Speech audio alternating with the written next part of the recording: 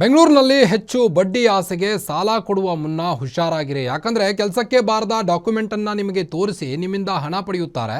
ನೀವೇನಾದರೂ ಬಡ್ಡಿಗೆ ಸಾಲ ಕೊಟ್ಟು ಬೇಗ ಶ್ರೀಮಂತರಾಗಬಹುದು ಅನ್ನೋ ಯೋಚನೆ ಮಾಡಬೇಕು. ಮಾಡೋದಕ್ಕೂ ಮುಂಚೆ ಈ ಸ್ಟೋರಿ ನೋಡಿ.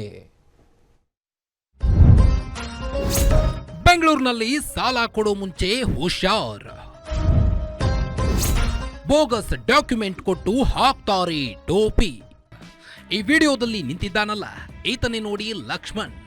ಕೆಲವು ತಿಂಗಳ ಹಿಂದಷ್ಟೇ ಚಂದ್ರಪ್ಪ ಹಾಗೂ ಈರಮ್ಮ ಎನ್ನುವವರ ಬಳಿ ನನಗೆ ಕಷ್ಟ ಇದೆ, ನನ್ನ ಬಳಿ ಸೈಟ್ ಇದೆ, ಸಾಲ ಕೊಡಿ ಎಂದು ಕೆಲವೊಂದು ಡಾಕ್ಯುಮೆಂಟ್ಗಳನ್ನು ಅವರಿಗೆ ನೀಡಿ ಚಂದ್ರಪ್ಪ ಎಂಬುವವರಿಂದ 25 ಲಕ್ಷ ಹಾಗೂ ಈರಮ್ಮ ಎಂಬುವವರಿಂದ 7 ಲಕ್ಷ ರೂಪಾಯಿ ಸಾಲ ಪಡೆದಿದ್ದ.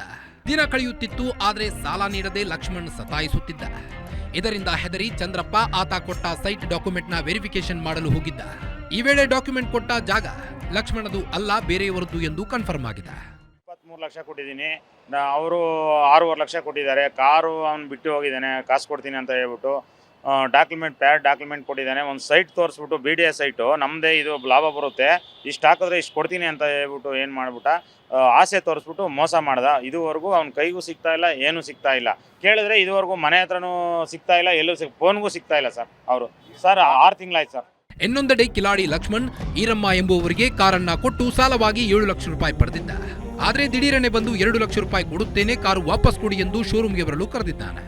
ಈ ವೇಳೆ ಕಾರನ್ನ ಶೋರೂಮ್ಗೆ ಕೊಟ್ಟು ಅಲ್ಲಿಂದ ಲಕ್ಷ್ಮಣ್ ಎಸ್ಕೇಪ್ ಆಗಿದ್ದಾನೆ.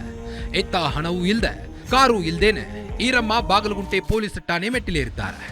ಈ ಹಿಂದೆ ಪೊಲೀಸರು ಲಕ್ಷ್ಮಣ್ಗೆ ವಾರ್ನ್ ಮಾಡಿ ಹಣ ನೀಡುವಂತೆ ಎಚ್ಚರಿಕೆ ನೀಡಿದ್ರೂ ಆಸಾಮಿಯವರಿಗೂ ಹೆದರಲಿಲ್ಲ. 4.5 ಲಕ್ಷ ನಾನು ಕೊಡ್ತೀನಿ, ಏನು ಪ್ರಾಬ್ಲಮ್ ಇಲ್ಲ ಅಂದರೆ ಶೋರೂಮ್ ತಂದುಬಿಡು ಅಂದರು. ಪೊಲೀಸರು ಹೇಳಿದ್ರು, ಆಯ್ತಮ್ಮ ಹೋಗ್ಬಿಡು, ನಿನಗೆ ಕೊಡ್ತಾರೆ ಗಾಡಿನ. ಆಮೇಲೆ ನನಗೇನು ಗೊತ್ತಿಲ್ಲ ಪ್ರೊಸೆಸಿಂಗ್ ಹೆಂಗೆ ಏನಂತ. ಶೋರೂಮವ್ರು ಹೇಳ್ಬೇಕಲ್ಲ, ಈ ಥರ ನಿಮ್ಮ ಹೆಸರಲ್ಲೇ ಮಾಡ್ಕೊಳ್ಳಿ, ನೀವೇ ಬರಬೇಕು, ನೀವೇ ಗಾಡಿ ಕೊಡಬೇಕಂತ. ಅವ್ರು ಏನು ಹೇಳಿಲ್ಲ. ಬಂದು ಗಾಡಿ ಬಿಟ್ವಿ, ಎಲ್ಲ ಹೇಳಿದ್ವಿ. ಅವನು ಬಂದಿದ್ದ, ಅವನೇ ಹೇಳ್ಬೇಕಲ್ಲ, ಏನು ಚೆಕ್ ಮಾಡಿಸ್ಬೇಕಂತ ಅವನೇ ಬಿಟ್ಟ ಮೇಲೆ ಆಯಿತು, ಇನ್ನೇನು ಗಾಡಿ ಕೀನ ನಾವು ಕೊಟ್ವಿ, ಯಾರ ಕೈಗೆ ಚರಣ್ ಅನ್ನೋರ ಕೈಗೆ ಕೊಟ್ಟಿದ್ದೀವಿ. ಅವ್ರು ಆಯಿತು ನಿಮಗೆ ಕೊಡ್ತೀವಿ ಗಾಡಿನೇ ಅಂತಂದರು. ಈಗ ಅವ್ನು ಬಂದಿರೋನು ನಾನು ಬರೋರ್ಗು ಗಾಡಿ ಕೊಡಬೇಡ ಅಂದಿದ್ರೆ ನಾವು ಗಾಡಿ ಇಲ್ಲಿ ಬಿಡ್ತಿರ್ಲಿಲ್ಲ, ತಗೊಂಡು ಹೋಗ್ತಿದ್ವಿ. ಅವನೇ ಹೇಳ್ತಿಲ್ಲ ಗಾಡಿಯವನು. ಈ ಶೋರೂಮ್ನವರು ನೀವಿಬ್ರು ಬಂದರೆ ಗಾಡಿ ಕೊಡ್ತೀನಿ ಅಂತಂದರು. ಒಟ್ಟಾರೆ ಕೊಟ್ಟವನು ಕೋಡಂಗಿ, ಇಸ್ಕೊಂಡವನು ವೀರಭದ್ರ ಅನ್ನೋ ಪರಿಸ್ಥಿತಿಯಾಗಿದೆ ಸಾಲ ಕೊಟ್ಟವರ ಕತೆ. ಹೀಗಾಗಿ ಹೆಚ್ಚಿನ ಬಡ್ಡಿ ನೀಡ್ತಾರೆ ಎಂದು ಸಾಲ ನೀಡುವ ಮುನ್ನ ಎಚ್ಚರವಿರಲಿ. Girish, crime reporter, guarantee news, Bengaluru.